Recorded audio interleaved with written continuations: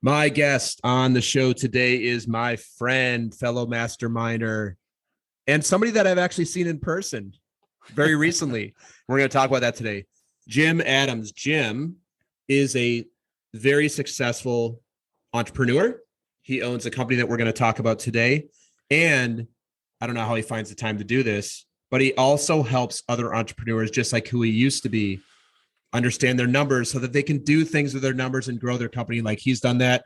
And knowing what I know about Jim, the other thing I'm going to say is him and his wife are RV aficionados. I have not been quite that far yet. I do have family members, my aunt and uncle have gotten an RV in the last 2 years. And I know you're a big traveler, big RV person, and somebody that I actually got to give a hug to and hang out with in person last week. So now we are here virtually again, Jim. I guess we didn't like wearing real pants. I guess that was the thing. It was too uncomfortable to wear jeans. So we're now back on virtual again. Good to see you, buddy. So confining after 2 years of sweatpants. Yeah, exactly. So confining. So Jim, so good to have you here. Let us know where you're coming in from today. So I am in. I just say Charleston, South Carolina. I'm actually in a suburb called Summerville, but everybody in the world pretty much knows about historic Charleston, South Carolina. Yeah, I've never been, but I hear it's some of the best food in the country. It's generally hear food when I hear about Charleston. Food and is it also a place where there's a lot of there's a lot of ghost tourism? Is that true? Yeah, there are some ghost tours. There's a lot of history there. A lot of dead people and a lot of dead people. And yeah, so and not just like really good food, but like New York City, you can go out and get a good meal. It's like, oh yeah, nothing to spend $400 or $500, and so you get a same caliber restaurant for half. So yeah, it's one of the great cities in America I haven't been to, and I've been to. If you took a list of the top 30 cities in America, say Charleston's on that list for sure. I haven't been there, so I would really like to, and it's not that far away, so I need to make it a point to get down there. Yeah, all right, Jim. We just did a staycation there with another friend of ours, another fellow masterminder. We just did a staycation there. That sounds like fun. Next time, that sounds like a great time. All right, Jim. So we got a lot to talk about today. So we're gonna kick it off, and I'm gonna get to know you better, and everybody listening is gonna get to know you better. So, Jim, first things first, as everybody, my audience knows, I always ask this question, and I still love this question. What's something you nerd out about? Yeah, I love that question. So that's one of your questions. You have these like peculiar questions sometimes. That's one of your questions that I like. Because really honestly, what it is, I don't know about you. Did you play Monopoly growing up? I did. Oh, that's 20 years my junior. Oh, I played Monopoly and I hated losing in Monopoly. Yeah, I don't like losing anything, but yes, I was a Monopoly player for sure. Yeah, so my business is my Monopoly game. Not that I'm trying to crush everybody and put everybody out of business, but although that there's one guy in particular that would be okay, but yeah, exactly. But it's just nerding out on numbers, and I do it pretty often to figure out where can I move the needle, and so it is a passion of mine. I actually enjoy it, like getting into whether it's like Google Analytics or Google AdWords or spreadsheets or whatever, or we track metrics for our sales team. Yeah, getting in there and seeing where we can move the needle. Where if you do this would happen, and so that is like strangely fun for me. Yeah, that's definitely something that I don't love. Yeah, there's a reason I do what I do. It's because I'm a communicator, a podcaster, I'm a coach and a brand person. And that's all partially because I like simple numbers. I'm actually quite good at simple numbers, but break it. I could do it. I'd rather just hire you to do it for me. This is not something that fills me up. So since we've got you here and we've got your brilliance, we're going to get the audience some wisdom from you right now. So we have entrepreneurs, business people listening.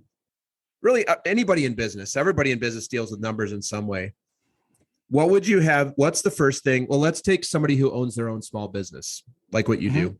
What's the first place you'd have them look at where they can move the needle? First place in their business. So I would back up a step from there. So first of all, when you bring up the idea of knowing your numbers or focusing on your numbers, it's like eat your vegetables. It's like, really? No, I don't want to do that. Talk to me about sales, talk to me about efficiency, talk to me about anything. Anything at all but numbers. And so that's how I feel. Yeah. So what people don't see is the different ways that you can use numbers to grow your business. Because if you don't know your numbers, there's a number of things that you're kind of handicapped. And so it's not just I think if it was just, you asked me the other question about nerding out, it's what I can do with them. Mm-hmm. And so that's where the consulting arena is so fun, is that I can get my head wrapped around and know their pretty quickly know their business better than they do. And then explain it to them. If you did this, I can tell you stories, if you did this tomorrow, this will happen, or next week, this will happen. Yeah. And you would have a lot more money to grow your business. And I've done that. And so, when you've done that, that kind of makes something that would ordinarily be kind of, dry and boring, much more exciting, because, you mean I can use that and that's going to help me sell more? I mean, who doesn't love to do more sales, right? I mean, anybody in business, everybody wants to do more sales. Yeah. But most people say, oh yeah, numbers, blah. Yeah. Especially accounting. That's the worst. I don't like accounting. No. Well, this is where we do have in common, is something we nerd out about, is I really like to make more money and I like to help people make more money. That is something I definitely nerd out about. I don't like to do it through the methodology of knowing your numbers. And that's what I'm also thinking about, Jim, as you're talking about that, because we know each other, but we've never really talked about this part of what you do at length. We're going to do a little bit of it here on the show today. That's such an easy return on investment for business owners. Mm-hmm. To have you come in, take a look at in the methodology you do, which I think we're going to talk about later today, and then be able to say, hey, here's 3 actionable things. Boy, I bet what a easy return on investment to prove out, which is always a good thing when you're in a services-based business. Yeah, absolutely. I mean, literally one of the challenges that I have is that some of the numbers that we get into, if I was going to tell you this, one particular story, I mean, it just doesn't, it doesn't even sound like there's just no way he's got to be making this up. There's just no way that, for example, the shed company could be going from 0 to X in just a couple of years. There's just no way. But that's where it's super important to actually use your numbers. That's kind of what's missing in the whole equation, is that, there's these books and resources and accelerator courses and all these different things about trying to teach it academically, but actually looking at what your numbers are. Now that has a little bit more zing to it. Yeah. Now the conversation, it's a conversation, and it's a conversation about you, the business owner. So I guess that's what, we're actually kind of has more life than know your numbers. Yeah. And one thing before we move on here, I remember hearing somebody talking about this in this space. There's a lot of courses and ways to do these things and all that. And so I think this is actually something in a mastermind you and I were at, where they were talking about, there's I made $1 million, or I hit $1 million. And this is somebody who is more than author. Yeah. He's and then I sat down with my accountant, and I realized that I spent $910,000 to make $1 million. I remember who that was. Yeah, I do too. I won't say his name here, but it's great. Well, he's a public figure. We could. Yeah, he would like it, I think. Jeff he probably would. Yeah, it was Jeff Goins. He's an author and speaker and really, really great guy. But I thought that's so interesting, because all these gurus I'll help you get to 7 figures, and part of that methodology can be, we're going to spend, we're going to spend $500,000 on Facebook, Google, and Instagram and LinkedIn. Like, great. So how much are you paying per lead? Who cares, right? If you're paying, if each lead costs you $1,000 and you make $1,000, 100,000, not 100, $1,000 plus $100, who cares? I'll go get a full-time job and just do that. So I know you and I could nerd out about this part of it all day long. We have a lot of opinions here, but I'm going to move us along to the comfort zone questions, these, and I'm excited to get you a little uncomfortable, Jim, because I know that you're not used to maybe answering some of the more personal things. So Jim's smiling here because he knows that at some point we're going to go in on some personal stuff, which you're really comfortable with the business. So what's something that is inside your comfort zone that might be outside of somebody else's comfort zone besides looking at numbers? We know that that is not a thing that a lot of people are comfortable with. What's something else that's inside your comfort zone? That's inside my comfort zone? It's inside of your comfort zone, and this is outside of other people's. For sure, sales conversations. So my dad actually wrote a book on sales conversations, kind of old school, way back in the Tom Hopkins days. Yeah. I watched my dad on the phone going into people's homes. And so I've appreciated, the art and science of selling back from my teen years. And so even though it can be uncomfortable at times because I'm an introvert, I can't make up my mind if I'm an introvert or an extrovert.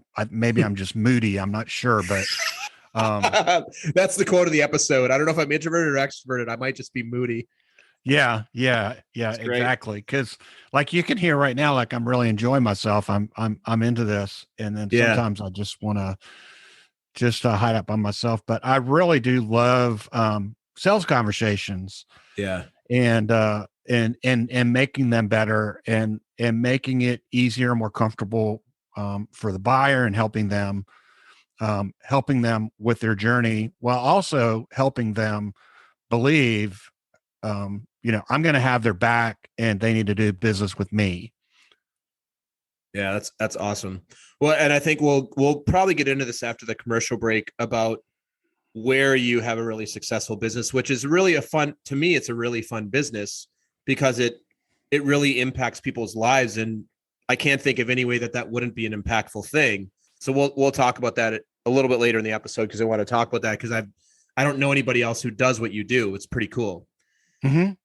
So now, Jim, maybe this is the thing that I'm excited about, and you might not be so much, but I'm going to go here because I've asked all 120 of my other guests about this. What's something that is outside of your comfort zone that might be inside of somebody else's?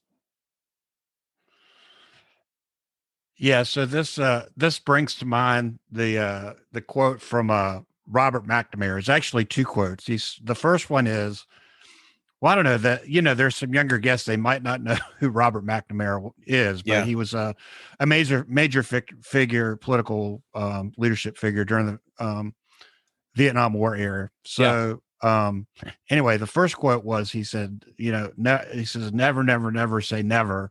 And the second thing he says, never answer the question you're asked. Said, like a true politician. I'm gonna, it sounds very, very Trumpist, doesn't it? It really does. I'm gonna go ahead and try to honor that question. And it is kind of that, that introvert thing. Like, when we were in the big, it wasn't even a mastermind group. It was almost 200 people. And we're supposed to be, you're supposed to be talking to your friends, but you're also supposed to be trying to meet new people and get to know new people and big crowds. And, I know, like the worst for me is a big dinner group. I like one-on-one, or maybe 4, max 6 people. Yeah. And you get in a big group or a bar or something like that.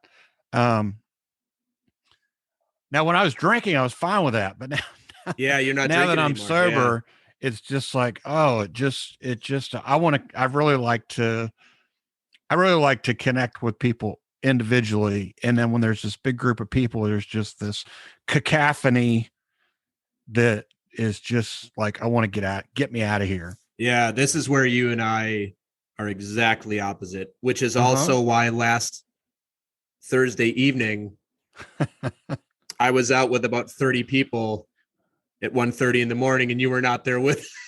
No, Kara and I, we had one club soda and left. We had a cheese plate, and because our bellies were a little empty, we had a cheese plate and we had a drink, and we left. So this is this is interesting, and this is one of the things I love about the show.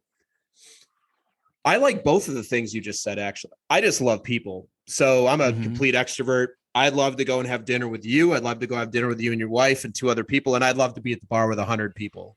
I don't really care, as long as I'm just interested in good communication. I like the cacophony, and I like the small thing. What I don't like are boring conversations. Oh yeah. And what totally I find with that. Yeah, and I think this is right. And what I think, you and I are both fortunate in that we live in spaces where it's almost never a boring conversation. Like most of the people that we know in kind of the same circle we run in, they either do something cool. Well, most of them do cool stuff. Like, you're a good example. I think what you do is super cool. But most of the people that we know, they're really interested in other people, which by definition makes a conversation interesting. I think I'm really interested in other people.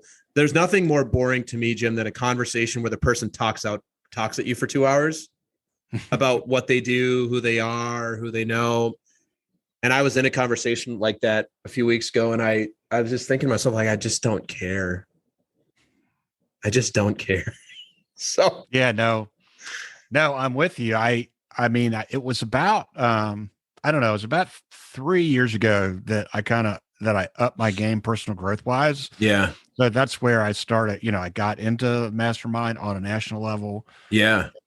And just started hanging out with, if I don't, not putting anybody down, just started hanging out with smarter people and more interesting people, and people that have more awareness of what a conversation, how a conversation goes. And I think one of the really big things that I really like is that people don't feel smaller if you had a win, like whatever it might be, that does not make, like, I can tell you about anything, and you're not going to feel smaller or less than or anything. You're going to do nothing but say, man, that's really awesome. Yes. And it's not bragging, because I don't mean it as bragging. It's really like, I'm a little kid and I just added 3 houses to the orange spaces on my Monopoly board, and I'm excited about it. I love that. Yeah. Or I don't know if you remember this. I remember being at the swimming pool and being able to do a backflip, which was about all I could ever do. But it just wasn't, I was raised by a single mom, and it just wasn't as cool unless I could get somebody to watch me. And of course, so I'd, ask my mom, hey mom, watch me do this backflip. And then it was like really, really cool. Yeah, that's great. I love that, Jim. That's really fun. Yeah, that is fun. Let's talk about giving your speech to the world. Well, first of all, do you like speaking? Do you like public speaking? I like the idea of it. I just don't have a lot of practice. And so the preparation part, I'm working on that. And so yeah, I think I will get good at it. And so I like being on stage in front of small groups where it's really about them. Yeah. And so that's what I really like. Cool. So if I gave you 5 minutes and I gave you a little bit bigger stage, and this stage had everybody in the world who everybody got to hear your message, what is it that you would talk to all of us about? And what would be your call to action at the end of your 5 minutes? Yeah. So I think I'd have to go back to, something, a mutual friend of ours, as far as it really, it's not a hard question to answer. Mm-hmm. And that is that, like, what pisses you off, what breaks your heart, and what problem are you trying to solve? Right. Yeah. You know where that came from. We'll just say that's Mike Kim. That's his, it's Mike's personal brand 3. Yeah. Fellow podcast guest. Yes. Yeah. Yep. Mutual friend of ours. So,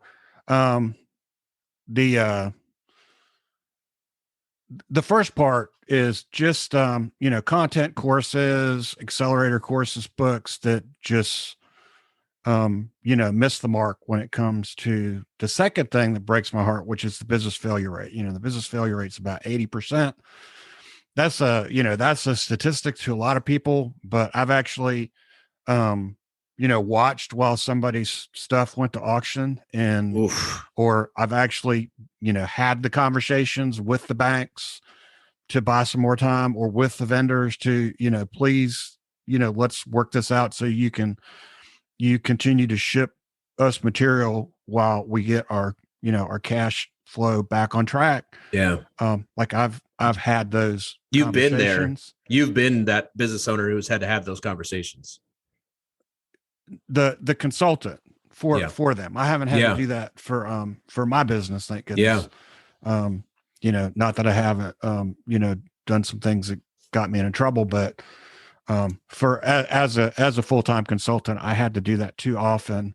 Yeah. One thing I say, I did some turnaround work and no one should ever need a turnaround consultant. It's just really, really sad. Yeah.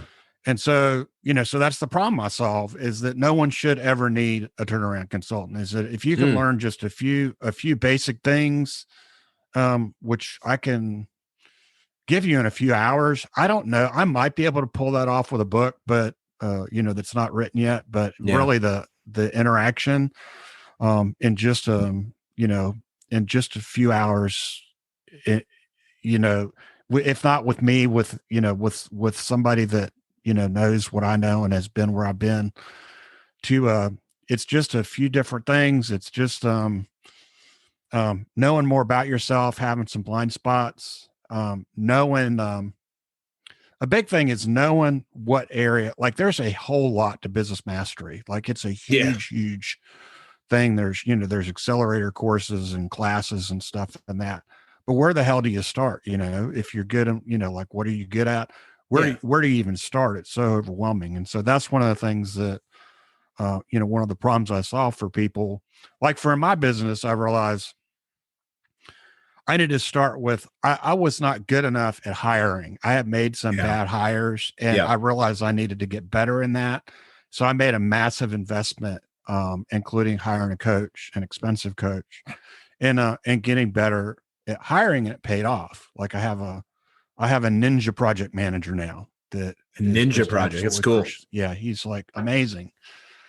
So solving that problem as far as not just keeping them away from failure, but actually helping them be like really have the business of their dreams, where they have actual wealth and time off and things like that. So very cool. Very cool, Jim. We're going to take a brief commercial break. And when we get back, we're going to get to know you. We, being me as included, we're going to get to know some more things about you. So you got to talk about yourself some more. I hope that's all right with you.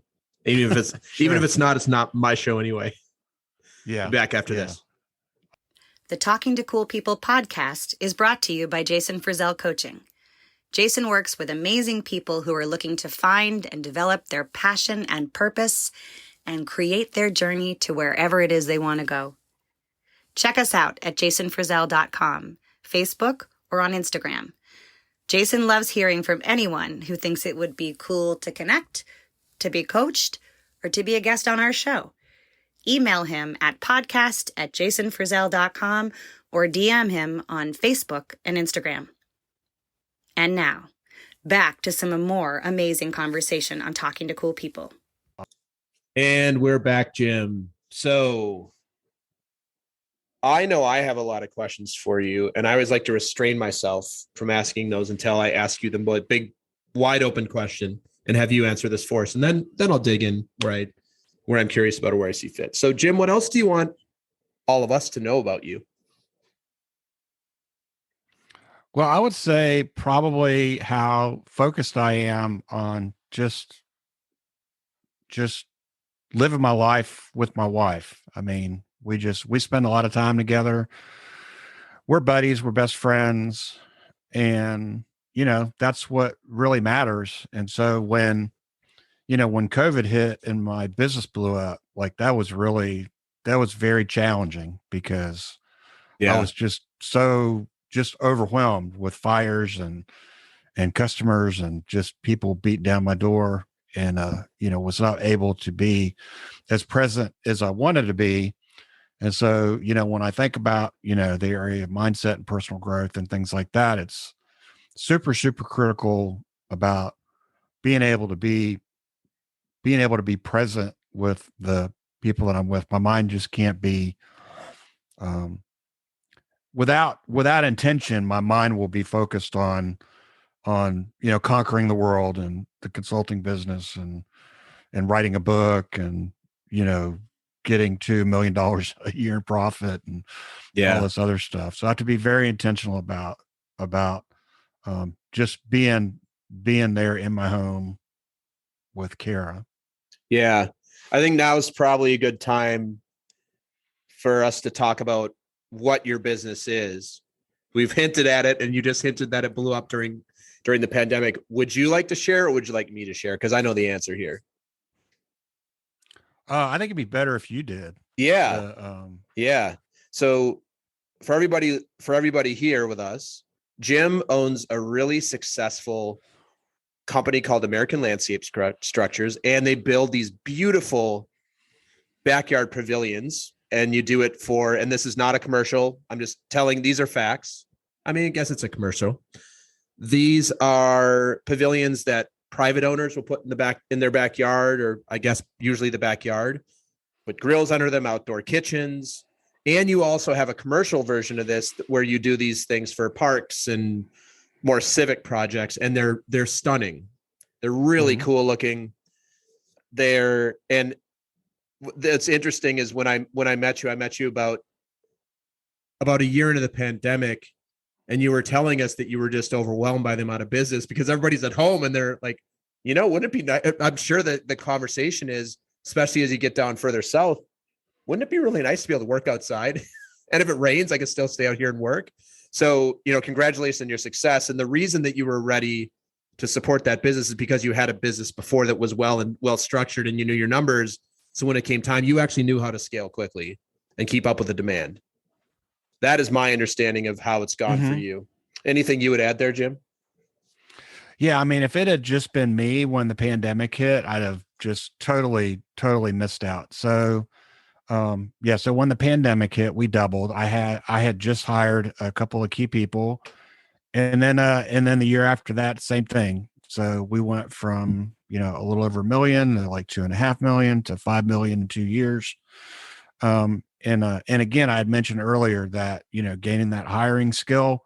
And so instead of just getting average people, I got some pretty extraordinary people that could get it done and really look after our customers. And then we also upped our game with the contractors we work with to help us with our website to make that perform better. So really just the overall area of finding better people and also having some just amazing amazing Amish craftsmen suppliers closer to your neck of the woods in Pennsylvania. Sure. That just make it make things it provides a great opportunity for us. And of course, we on the marketing side, we help keep them super, super busy. Absolutely. Yeah, that's awesome. The other thing I wanted to mention here and just call you out publicly, you haven't shared this, is you're also a veteran. So thank you for your service. How I was curious about this, and we've never talked about this, but how do you see your military service helping you with everything you're up to now in the business perspective? So the know your numbers, that part of your business, the running a business, how do you see that all integrating, or how has that integrated over the years for you? Yeah, so I would say sense of urgency. So when I got out of the military in the late 80s and entered civilian world, the lack of intensity really rubbed me the wrong way. I had a hard time, and I did not do well. And I did not do well in corporate as a 30-something-year-old. Most of my work was independent, but whenever I intersected with corporate, it was not I didn't last. I was like 8 years before getting into, but it opened up the doors into consulting. Yeah. And so the cool thing is about that intensity and that sense of urgency where your commerce is life and death. It's not money, Yeah. it's life and death. Like, Right. I was in the artillery where the standard is 30 seconds. Like from the time the guys on the ground call for help to the time they get it is 30 seconds. And Get the actual ordinance dropped on. Yeah, we would beat that coordinates routinely, which by the way, we're in the process right now of sending some of the howitzers over to the Ukraine that I used to work on. Some of my buddies, my army buddies, were joking around in a text string today that we know a few guys that know how to operate those. So, anyway, so that intensity. And so one of the coolest things about the numbers that most people have no idea of is, like, if you know the numbers, like the different sense of urgency, the different way that you would show up. Like most people, just say a typical small manufacturer, construction, or just a company that's got labor and materials. Okay. Mm-hmm. Which is a lot of companies, not all, but a lot of companies have labor and materials. Most people have no idea. The relatively simple math is that if you increase your business by 10%, roundabout, your profit is going to be roundabout roughly 40% higher. So that means you have $1 million business and your profit is $100,000 and you increase your business to $1.1 million, then your profit goes from 100,000 to 140,000. And most people have no idea of that. I didn't know that either. So the first thing I do when I show up is, so that sounds kind of like, it sounds a little bit like, not only did I not know that, but it kind of sounds maybe a little bit like BS, like, nah, you got to show me. So the first thing I do is take somebody's financials, and I've got a tool that some project manager gave me 20 something years ago that I still use. And I dump their numbers into this tool, their profit and loss statement. I dump the numbers into this tool and I show them their numbers and say, okay, now these are your, without getting too technical, here's your fixed costs, here's your variable costs. And just a quick what if. So, this is the, like, where the magic happens. Yeah. And why I was able to, get these people to, invite me to stay instead of sending me back to the airport where I came from over and over and over again. They would invite me to stay at kind of a pretty crazy rate, round about $2,500 a day. Yeah. They would ask me to keep coming back, day after day, week after week, was based upon the, oh, wow, this is what's really possible. And that sense of urgency. Yeah. So once that sense of urgency is there, then everything changes. Yeah. The last thing I want to ask you here before we move to the next section, does that sense of urgency, in your experience, when somebody is in, I'm not going to say necessarily dire straits, although like you said, you worked with companies that are in dire straits, like they need some real help right then. So they have their own sense of urgency. It's like survival urgency. So this is kind of goes back to the military thing, right? Like survival urgency, like this is life or death. What about, how do you help companies, or what would you suggest people listening that own their own companies and they're not in survival mode, but who's not going to be enticed by the, hey, as you increase, you get a 40% return on a 10%, like a 10% increase. How do you generate that sorts of urgency? Because I'm sure, as a consultant, there are times people say no to you. I'm sure you say that, hey, this is not the right time. What would you recommend if somebody's like, I don't really feel a sense of urgency? What would you say to them? Yeah. So it's, what is it that they really need? So what I find, most of the people that I deal with, even if they have a financial comfort level, which they may for the time being, at least. Yeah. It's pretty common that there's time issues and that there's stress issues. Like maybe they're not having a hard time paying their bills, but they're definitely having a hard time with that focus. I mean, I'm really glad that you brought up the survival thing, because that's a really good point. And so that's one of the things that is really great, is that if you can get out of that, that's where the creativity really opens up.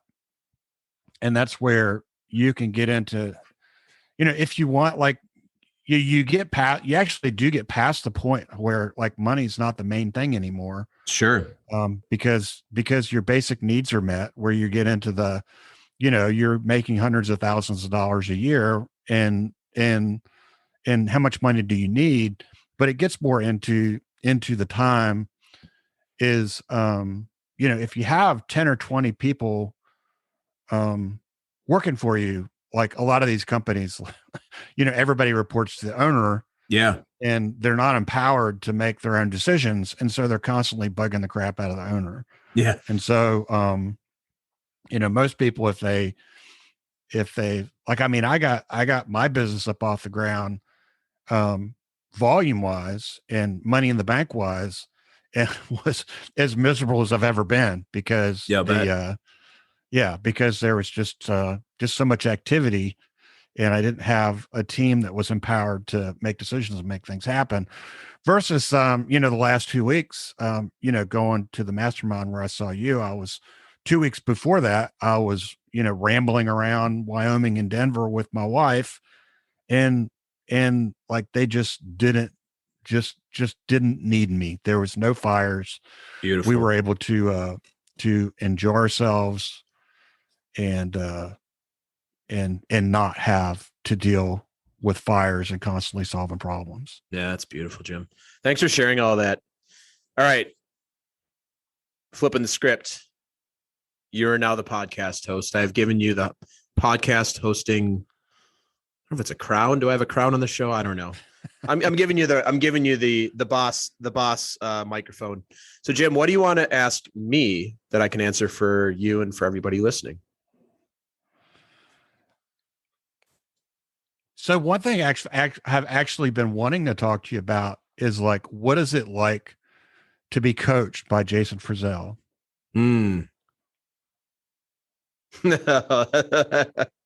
Oh, this is such a loaded question. Nobody's ever asked me this. This is fantastic.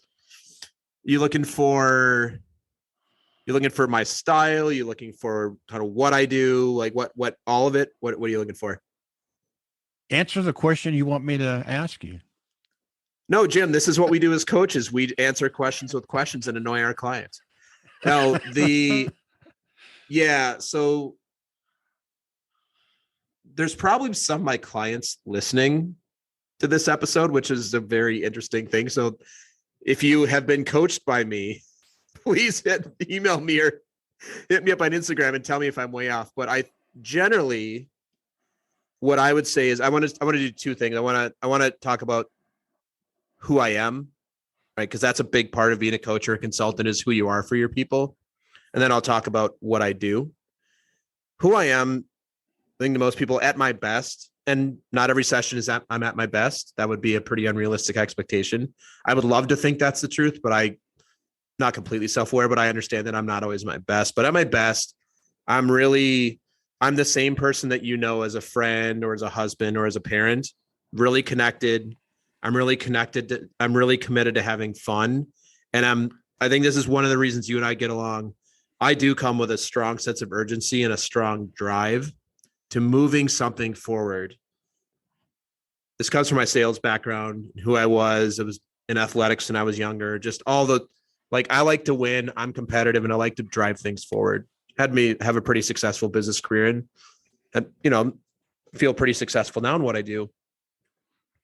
The difference is that I've had to learn, and this is like the other experiences, I've had to learn to turn that down, because my pace may not actually be the client's pace. This is a little bit of the totally with you on that. Yeah. Because I relate to you as a consultant, but you're a coach too. I'm sure you ask good questions. These are not all purely Jim's going to come in and teach you how to do this. You have to uncover things. And you see so much for your client sometimes, and you can't just give it to them, because then you're just another, like you said, person who's telling people how to do things or doing it, giving advice, and they didn't ask for it. So the experience that people probably have with me sometimes is that they probably understand that I have a lot to offer. And sometimes I ask them for permission. Would you like this for me? That's a big thing in coach, like the kind of coaching that I do is client permission, client chooses the path. I know a lot of stuff, but unless you ask me for it, or we have an agreement that that's taken off the pure coaching hat. And I know you've done coach training as well as put on the consultant hat. I'm not generally just going to give you a bunch of answers because a lot of the things I don't have answers to, quite frankly. Most of what my clients bring to me. So that's like who I am for them. The structure and the way I'm trained and the way I generally coach is through it's client driven. So this is a International Coach Federation framework is not that I'm the expert that I'm going to tell you how to know your numbers or I'm going to tell you how to grow your business from 7 figures to 8 figures. What I am trained well in is listening to you, watching for the whole of you, what you're saying, what you're not saying, what's firing you up, and that what is body language, energy, what's bringing you down. Where do those things are not in alignment? People are like, I'm super excited. And I'm like, it doesn't feel like you're super excited. I'm looking for that. And I'm looking for and listening for generally what's not being said and getting curious about those things. And I know you've worked with some really great coaches. That's what makes great coaches if they're pure coaching is because you and I can go out and hang out together and have a fun friend conversation. I can give you a bunch of advice. You can give me a bunch of advice.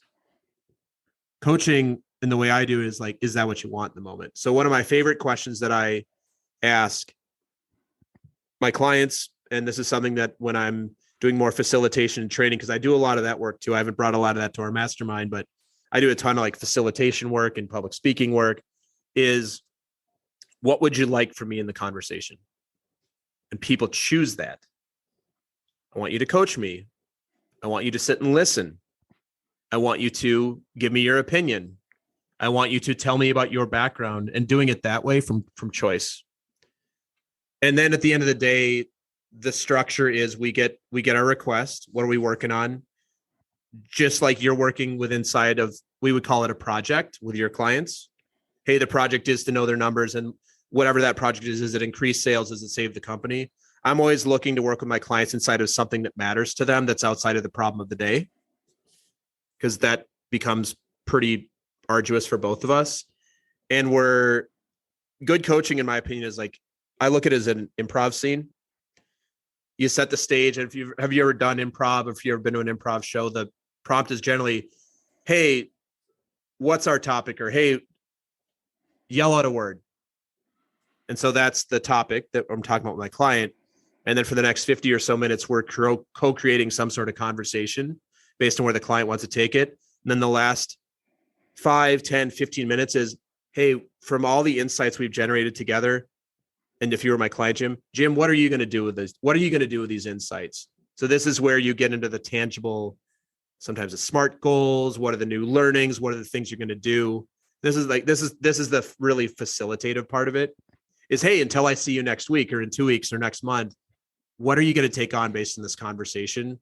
Otherwise, at the end of the day, you can go see your therapist, and coaching is not therapy, but some similarities sometimes, or we could just have a fun friend conversation. So what are we going to move forward? I'm always looking to the future, like what's next for the client. So I'll generally ask that, hey, based on what we talked about today, Jim, what do you see to move forward? Well, what are you going to take on? So when I see you, I can say, hey, how did that thing go? And ask it. So that's not a nutshell, but not trying to be succinct here. I don't know how well I'm doing, but that's what it's like. As far as it lands for me over here. Now, I don't know that every single person would totally agree with that, but that's okay because it's their experience, not mine. Good answer your question? I think so. Good. Right. Ooh, that's a good one. Wow, I've never answered that before. That is I got a little vulnerability hangover here, like sharing that live with everybody. But thank you, Jim. I got to give you some of your own medicine. You see what Can Jim I just flipped the share? script on me? Yeah. No, can I share that like I'm in this other mastermind that you started and you ask Yeah. these like improv type questions.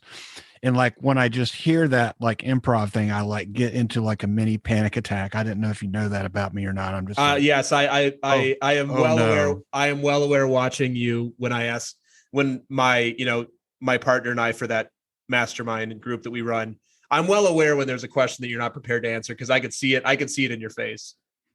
Yeah. Yeah. There's a thing about me that, I have this like, precision and like the meaning, like what does this really mean? So when you have to ask a question and I'm not sure, it's just like, what do I do? Yeah. Well, so and I want to wrap with this part and say something that's really interesting is my natural thing is when I ask those questions, I'm genuinely curious and I don't know the answer. And that's when coaching is at its best. So I also train coaches through a coach training program called Accomplishment Coaching. It's amazing. I went through it 4 years ago. I'm a leader there now. One of the things that we train our coaches is sometimes the best coaching is when you as the coach show up as a 5-year-old. How do 5-year-olds ask questions? They ask questions that they don't know the answer to. So that's like when I'm asking some of those questions that you've heard, or I'm asking private clients these questions, most of the time I genuinely don't know the answer. Kind of like this podcast. Yeah, I genuinely don't know the answer. Really, really key. I have found that in asking questions. Now I'm asking different kind of questions that you are, but the person I'm asking the question to is super hung up on the idea that there has to be a right answer to the question. Yeah. And I'm not coming from that place at all. Nope. I'm asking a question to get information to find out what they're thinking. Not necessarily like I already know the answer to what I'm asking. It's like it comes out of the, multiple choice academic system. Right. That there has to be, we could have a whole conversation about that subject alone. So. Yeah, no, totally. That is generally when we're training new coaches and the lifelong journey for most coaches that I know. I know a lot of good, well-trained coaches. The lifelong journey is it's not about you. It's the same thing with speaking. And you said this, it's not about you. It's about the audience. It's not about me. It's about you as my client. If you were my client, and that when I'm asking leading questions or questions that I know the answer to, that's about me because it's my ego boost. If I already know the answer to this question, when I ask you these things, subconsciously, usually the reason you're doing that is so that I can feel right. Usually, not always. And so it also elicits a level of suspicion. So it doesn't really, doesn't really, and I've been guilty. I realize. I've been guilty of that. Yeah. I say this. Let me be very clear about this. I say this not from a high horse at all. I say this from a 20-year salesperson who asked almost every question with my own agenda attached to it. Mm-hmm. And that's to close a deal. Because that's how that's how I was trained in sales is you lead the customer on a path. And there's nothing wrong with it because that's what we're trained to do. But this is no high horse or soapbox over here. This is me pointing them, like holding up the mirror to myself and be like, I'm still super guilty of this. Not really as a coach anymore, but man, I'm good at leading the witness. I'm good at and I'm just now realizing as you're saying that, how much I hate that. Yeah. I mean, somebody can even ask you probably heard this before when you got a telemarketing call, like, how are you doing today? It could be something that simple. Yeah. And yeah, because it's not authentic, it's just goes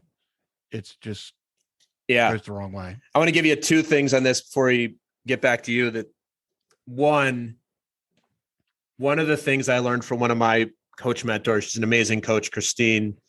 She has this thing when we're training in the room and people will say something. And I use this sometimes, or I think it's sometimes I don't tell people. Say, Jim, what was your intention in speaking? And it will usually knock people right on their ass. Because when you actually think about it, like, and there's a million ways we speak things, but most of them are sort of like, I want to persuade somebody. I want to be right. I want to get my point across. I want to be heard. All those things, there's nothing wrong with those. Are human needs. And the training that is hard for coaches and still hard for me is My intention in speaking is to have you explore something, to have you generate something for yourself. So that's number one. Number two, and this is now I'm going to get on my soapbox about one of my biggest pet peeves is when people go, and this is more in a public setting, hey, I have a question. And then they proceed to tell you all their opinions. This happened last week at the conference. I don't know if you probably didn't notice it, but this is like a big trigger for me.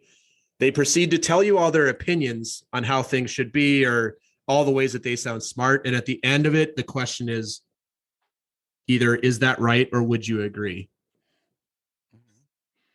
Which is really just the smart. It's not really a question. I mean, it is a question, but it's not actually the thing.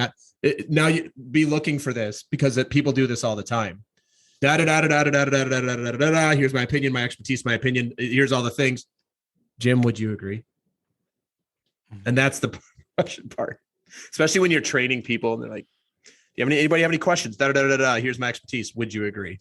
That's the question is, would you agree with me of what I just said? Because I want to sound smart or sound right. And they might be. But thank you for the question. That's really a thoughtful question that had me, you really flipped the script on me there. And with that, I'm yanking it back. I'm done. I hear you. Yeah. So Jim, what are you passionate about? The first thing that comes to mind is fun. I had my dad left when I was really, really young, when I was 5, but we saw him every year and he was fun dad. Like we had a lot of fun. We used to go up in your neck of the woods. He lived in Long Island. We used to go to all different kind of race car tracks and mud, sprint cars, stock cars. Used to go to the lake up on Lake Ontario. My grandparents had a place. And so today sounds a little bit selfish, but I just right off the top of my head, I really like to have fun. I've getting ready to, 2 weeks, we're moving the RV down to right near, people are familiar with Hilton Head. It's near Hilton Head. Yeah. So we're moving the RV near Hilton Head, where 15 minutes from where the RV is being parked is an indoor electric go-kart track. And I intend at 61 years old to start winning. Yeah, to set the track record. Go-kart track. Set the track record. Yeah, that's amazing. Yeah. I think it's one of the reasons that you and I got along immediately. We haven't talked too much about fun, but fun is actually, since I've started running my own business, is actually the governing principle of how I'm doing in my business. Because I know that the more fun I'm having, the more my business takes off. I actually shared this on a networking meeting, and the saying that I generally have is, if it ain't fun, I ain't doing it. Because I can choose all the things I do. And just to be really clear for everybody listening, there are things I do that are not fun. I don't like preparing for taxes. I don't like certain other things I have to do. But generally, the level of enjoyment and fun I have in my life generally goes right alongside with my income, which is a very big shift from me in sales, where I thought I had to grind, hustle my ass off, burn myself out in order to make the money. And so it's been a really fun thing. It's been a, no pun intended, really fun thing for me to explore. And if you're not having fun, what's the point? At least for me, like, what's the point? I've done both. I've been in drive mode, which is really just another form of survival. It's a form of fight mode. I've been there and it's not fun. And then I've also been where it is literally like right now, today, it's my Monopoly game. It's so good. How do I, each time the analogy I use is that any master of Monopoly knows that it's the light orange spaces that's going to get you the game, right? That's where the biggest ROI is. Anybody that's like really consistently crushes in Monopoly, you'll do whatever you can do to barter, to bargain, to get those light orange spaces. Not Boardwalk and Park Place, right? Not Boardwalk and Park Place. It's too expensive to start. Yeah. That's right. And it's constantly changing in the business, like where you focus your learning and where you focus your attention is constantly changing. And so that's my, somewhat more complicated, it's a combination of, Monopoly and chess. I love it. and Texas Hold'em. You know? There you go. Yeah, because in business you never know what the river card is or the flop, right? You just don't know. But if you play the, but this is perfect. I love Texas Hold'em to start to wrap up this episode, because the whole point is know your numbers based on what you had, the 2 cards in your hand and the 3 cards on the table. What are my statistical probability of winning this based on what I believe I have? Poker is all about, you just got to know your numbers and know the probability. Mm-hmm. And then there's going to be some luck of what comes out of the river, what comes out of the flop. Mm-hmm. I love it. We'll have to come back on and talk about games, because I like Monopoly, I like chess, and I like Texas Hold'em. I love Texas Hold'em. So, Jim, what's the thing that you're most proud of? So I would say the first is the same name is coming up, right, wrong, or different. But Mike's the first time I heard myself on a professionally produced podcast, that just like, I'm so excited about getting into this arena. This is about my 6th guest appearance on a podcast, but I just absolutely love it. I know that I've got a message inside of me that people really need to hear. And so the first time I heard that, it just blew my mind. So That's so cool. Yeah. And I also do want to say I'm really, really proud of the team that I have, that me and God have put together here. There's some parents, some single dads, some single mom that get to be with their kids because they have a virtual job working at home, making really good money. We pay people really well. We take care of them, and really very proud of that. Yeah. I'm going to add something to this that I think you're going to like. Let's add your wife to that team as well. Yeah, absolutely. She is on the team. She's my encourager. She does some work in the business, but she's, when she feels like it, she's my CEO when she feels like it. When she feels like, that's a nice place to be. You're like, today I want to be the boss, but tomorrow, I don't really want to. That's all good. Yes. The CEO without any responsibility. Your employees know who's really running stuff over there, Jim. Let's be honest. They know. Yep. All right. So Jim. I'll earn that. Yeah. So Jim, what's something that you're afraid might be true about you?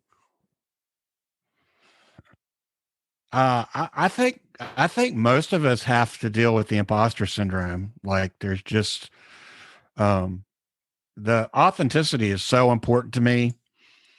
I have a hidden, insidious little fear that somehow I'm gonna just not be real and not be genuine. What do you do to compensate for that? I do think I kind of do, if you will, overcompensate for it to be, I'm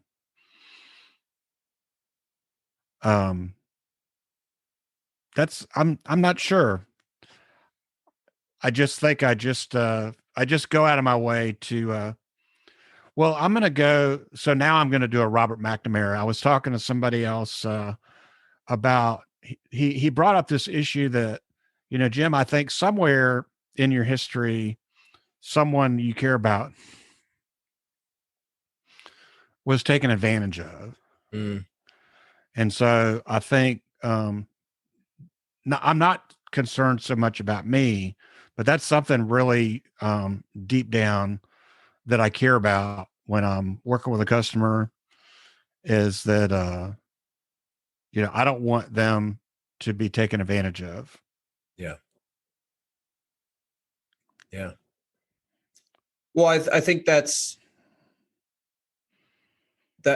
might be a compensation, but I think that also makes you who you are. Yeah, it's not a bad thing. Definitely not. It just swings me to extreme sometimes. So yeah, it makes sometimes it will make me reactive because I'll get hyper protective. Yeah, which can get scary. Well, thanks for sharing that and being vulnerable with us about that specifically. And I just want to say, we are not customers of yours because we don't live in New York.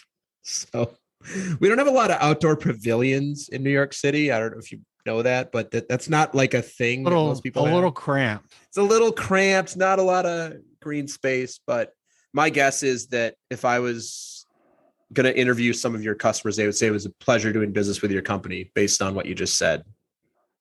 Feels fair, feels right. The prices for the quality and all those things. So congratulations on that again. So Jim, as we wrap up here for today, your world philosophy. So how is it that you see the world here at the ripe age of 61, as you've already outed yourself? So I'm not outing you at this point. You've had your military service. You've had a lot of success in business. You've had some downtimes. How do you see the world today here in April of 2022? So I would say this has been a relatively recent realization of mine is, you want to call it the world, the universe, God, in my case, is that God has my back. You know, I have had some, definitely had bouts of fear, anxiety, whatever you want to call it.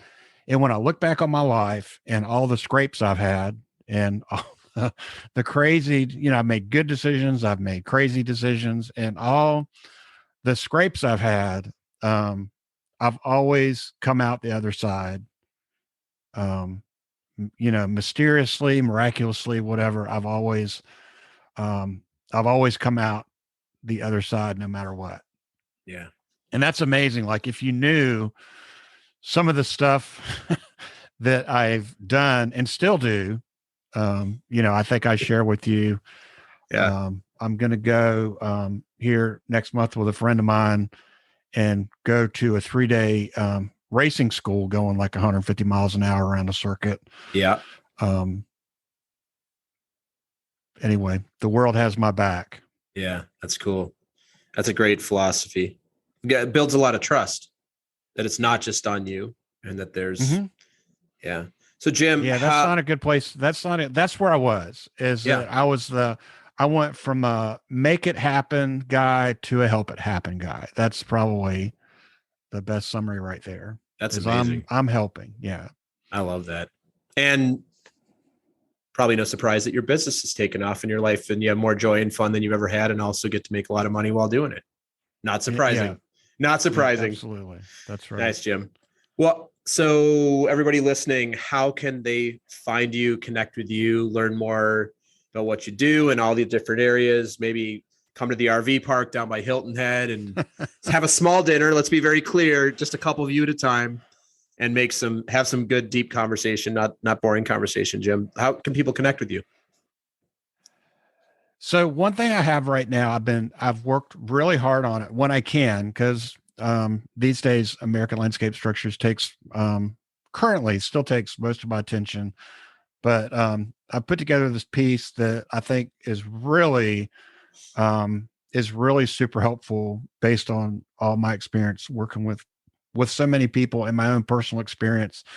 Is I've got this piece on my website called 4 Types of Business Owners. So I'm sure you'll put that in the show notes. Absolutely. That'll be in the show notes. Basically, just real quick, it's the gunslinger, the mechanic, the goalie, and the unicorn.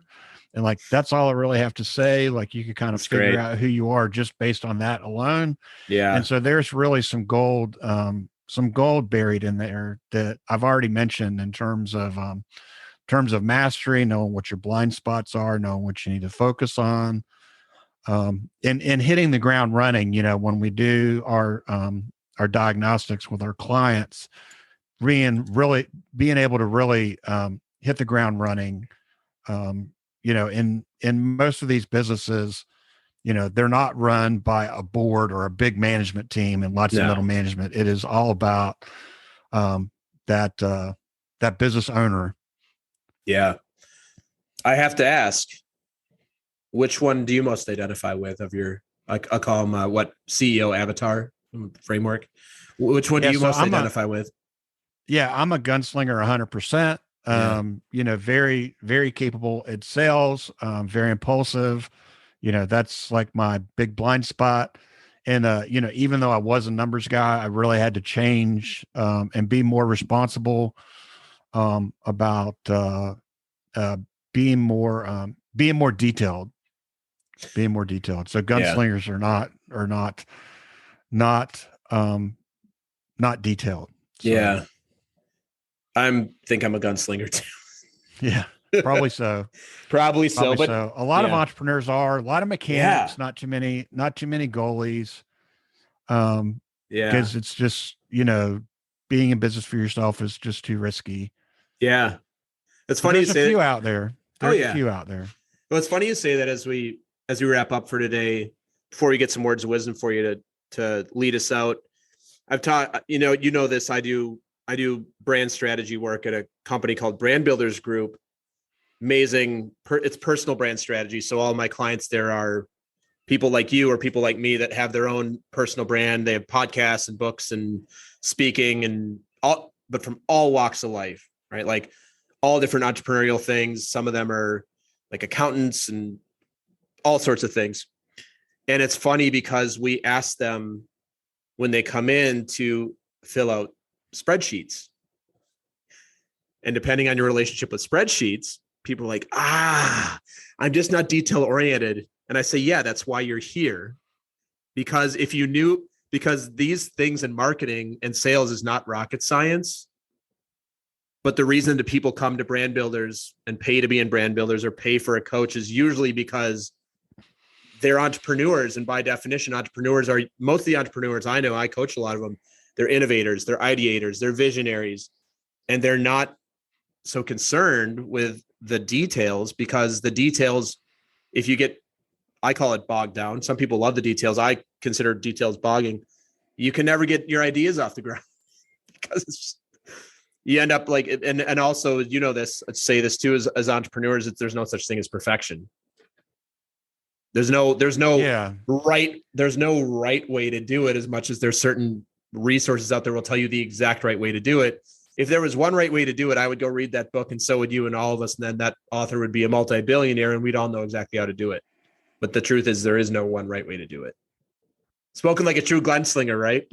Yeah, absolutely. Absolutely. Well, Jim, I want to thank you for being on. I learned a lot more about you than I knew before. I really appreciate your friendship and what you're doing in all areas of your business and in your life and your commitment to fun. I love that. I didn't know you were as committed. We never talked specifically about fun. And so last thing for us, take us out with some patented Jim Adams words of wisdom and keep it short and sweet.